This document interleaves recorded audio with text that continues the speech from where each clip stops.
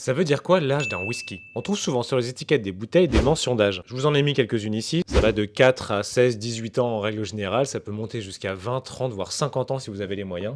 Par exemple, si tu décides d'acheter cette bouteille pour la majorité du petit Kevin, est-ce que le contenu de sa bouteille aura réellement 18 ans? La réponse est plus ou moins vraie. Le contenu d'une bouteille n'a pas forcément l'âge qui est écrit sur l'étiquette. Ça, c'est un peu le même problème que pour les youtubeurs. Il faut savoir que même si tu as gardé 10 ans une bouteille sur ton étagère, celle-ci ne vieillira plus. Un 12 ans d'âge restera un 12 ans d'âge. Et cet âge est défini à partir du moment où le liquide sort du fût. En fait, l'âge écrit sur l'étiquette correspond au jus le plus jeune contenu dans la bouteille. Ce qui veut dire que même si 90% du liquide a 20 ans et que seulement quelques gouttes ont 4 ans d'âge, il faudra écrire sur l'étiquette 4 ans d'âge. Ça, c'est la loi. 3 ans, c'est le minimum de temps que le jus aura dû passer dans un fût pour qu'on puisse écrire whisky sur sa bouteille. Si tu trouves un jour un whisky où il y a écrit 2 ans d'âge, arrête de faire tes courses sur Wish. Écrire un âge assez jeune sur une bouteille, 3-4 ans, ce n'est pas très vendeur. Et c'est là qu'interviennent les NAS, ou Non-Age Statement. Des bouteilles comme celle-ci qui ne comportent aucune mention d'âge